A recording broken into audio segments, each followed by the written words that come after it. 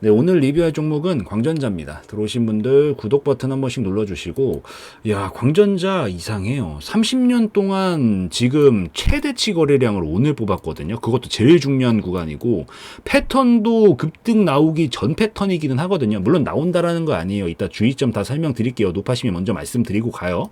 근데 여기서 이런 것들을 지금 미친 듯이 뽑아내고 있어요. 근데 제일 재밌는 게 뭔지 아세요? 재료가 없어. 제가 아무리 찾아봐도 솔직히 이 정도 상승은 원래 보통은 뭔가 요인이 있어야 만들 수 있는 정도의 파동이거든요. 근데 아무리 찾아도 없어요. 제가 여기서만 찾은 게 아니라 지금 영상 찍어야 돼가지고 이것저것 다 찾아봤는데 진짜 나온 게 없습니다.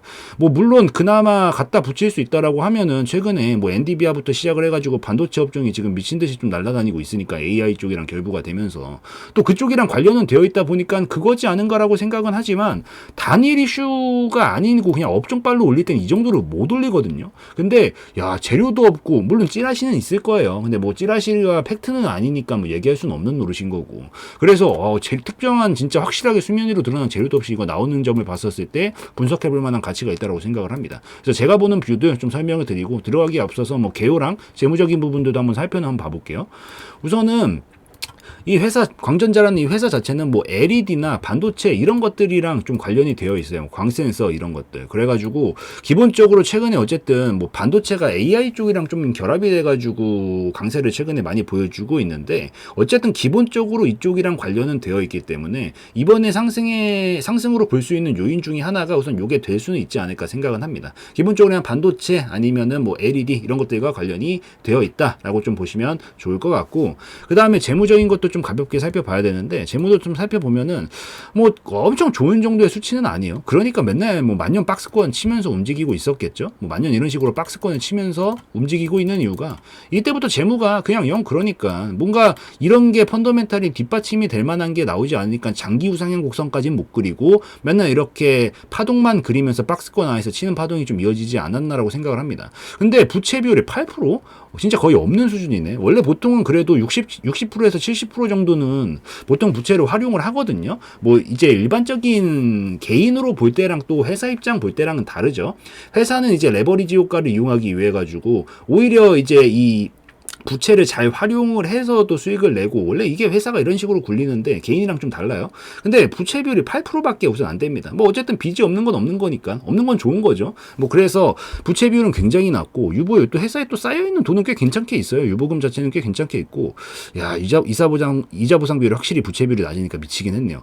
재무적으로 다른 건 다 좋고 얘는 지금 영업이익이랑 이런 것만 좀 해결이 되면 됩니다. 이것만 해결되면은 대슈팅 보낼 수 있는 정도의 재무기는 해요. 지금 당장 이게 해결이 안 돼서 안정적 이다라고는 제가 말은 못하겠어요. 그렇지만 이것만 해결시킬 수 있으면 대슈팅은 충분히 보낼 수도 있겠다는 생각이 우선 들기는 합니다. 그래서 뭐 이건 제 생각이니까 좀 말씀드리고 이번에는 어떻게 됐나요?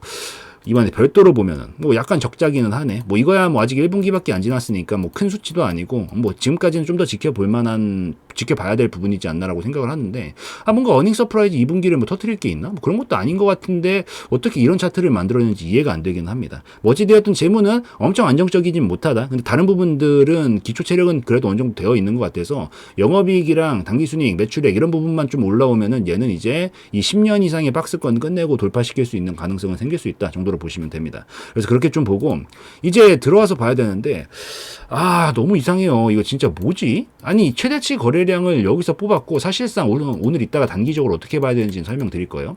여기서 최대치 거래량을 재료도 없이 뽑았다. 근데 제가 봤었을 땐 지금 제일 중요한 건 어쨌든 이게 10년짜리 박스권이고 좀 전에 재무적인 부분 설명을 드리면서 이때부터 재무가 좀 꺾이면서 박스권을 치고 있는 상황인 거거든요. 결국에는 이 박스권이죠.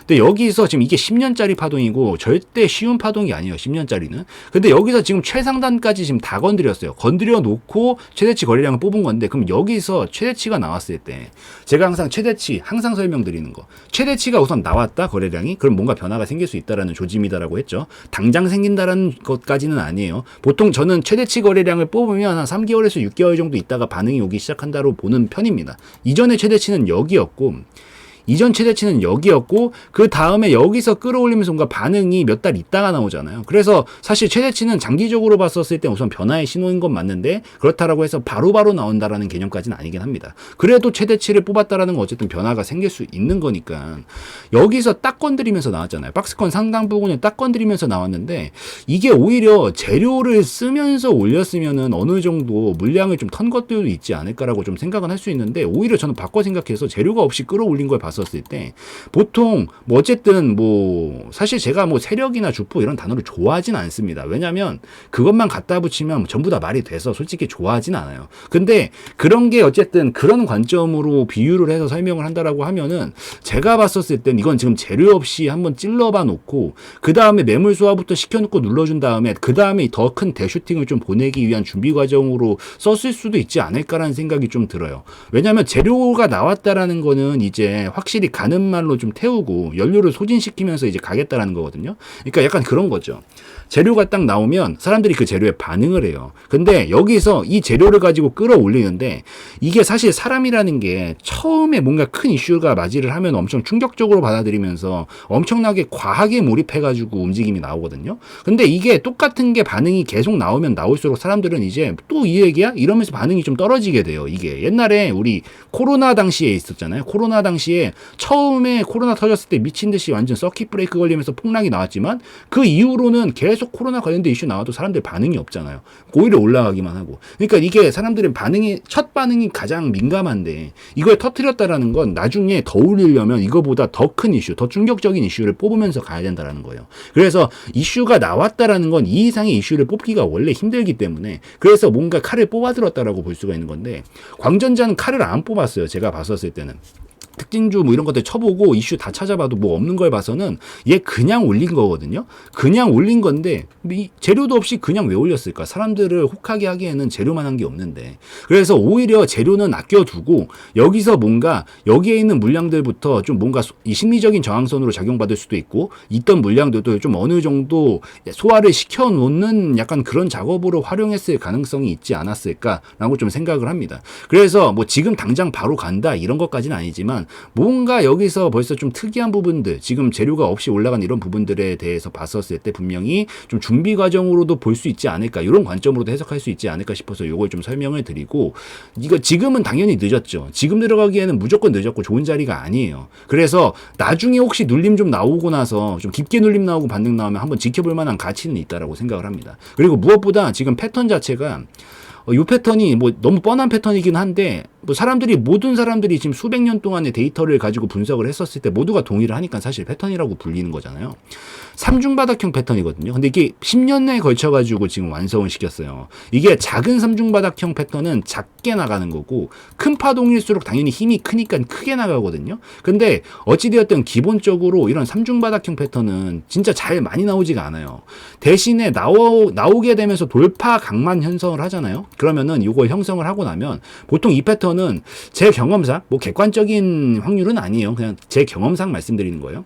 제 경험상 85%까지 잡아도 될 것 같아요. 85% 이상의 확률로 한 번에 장대 항봉으로 막 랠리를 보내는 그런 슈팅이 나옵니다, 보통. 근데 얘가 어쨌든 지금 여기 딱 건드려 본 상황에서 뭐 좀 더 눌렀다 갈 거라고 저는 보긴 보지만 결국에는 넘어만 가면은 이거는 대슈팅으로 이어질 가능성은 충분히 있는 패턴이기는 합니다. 그래서 이거 좀 너무 힘줘서 얘기하는 것 같은데 우선 지금 진입자리 아니라고 분명하게 말씀드려요. 좀 높아지면 계속 말씀드리게 되네. 근데 이상한 건 사실이에요. 그래서 한번 지켜는 볼 만한 가치가 있고 지금 4,000원 정도 구간이 제일 중요한 구간인데 여기 넘어만 갈 수 있다라고 하면은 종가상 확실히 넘어가면 이거 아마 슈팅 강하게 치면서 넘어갈 가능성이 있다라고 봅니다. 그렇게 됐었을 때 요 박스권 끝내버리고 올라가게 되면 지금 대략적으로 파동 자체가 박스권을 우선 요 정도 쓰고 있잖아요. 지금 만약에 넘어가면은 이 정도 힘은 넘어만 가는 순간 그냥 한 방에 밀어붙일 가능성이 높습니다. 그렇게 됐었을 때 10년 동안 모아놨었던 힘이 강하게 분출이 되면서 제가 봤었을 때 요 정도 폭만큼은 올라갈 거니까 우선 1차적으로 2칸 넘어가는 경우들도 간간히 생기기는 하는데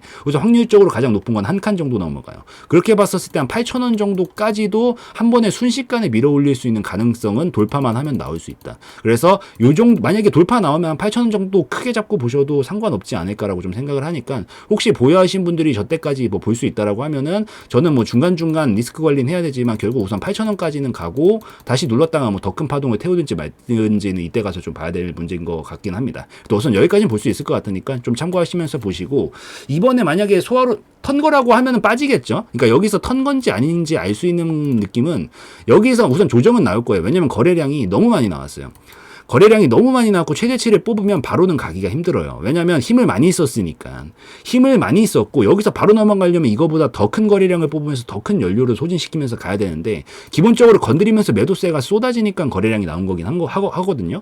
그래서 여기서 뭐 물론 손바뀜 이런 게 일어났을 수 있겠지만 기본적으로 힘을 너무 많이 썼기 때문에 제 생각은 눌렀다가 갈 가능성이 높긴 해요. 지금 당장 단기적으로 본다라고 하면은 바로 넘어가려면 이거보다 이상 나오면서 더 큰 대슈팅을 보내야 되는데 쉽지는 않아요. 그게. 그래서 눌림이 나오더라도 이상한 건 아닌데, 여기서 눌림이 한 이 정도까지 나왔다가 잡아준다라고 하고 반등이 나와주면은 이거는 오히려 이쪽을 좀 소화하는 걸로 썼다라고 해석을 할 수 있을 걸로 생각이 되고, 진짜 만약에 여기서 더 밑으로 내려가기 시작한다라고 하면은 팔았다라고 봐야 되는 관점이니까 상황에 따라서 해석 방식은 달라지니까, 포인트는 대략적으로 이 중단 정도, 올라갔던 폭의 중단 정도 라인 이상에서 움직이고 있다라면 계속 기대해 볼 만한 거고, 밑으로 빠진다 싶으시면은 그때부터는 결국에는 다시 요거는 한번 털어먹고 그 다음에 다시 밑에까지 왔다가 다시 여기서 자리를 잡고 박스권 연결시키면서 하단에서 끌어올리는 파동으로 연결돼야 될 것 같으니까 요 정도 포인트 삼아 보시면서 한번 좀 이 뭐 관심 있게는 지켜보시면 괜찮을 것 같습니다.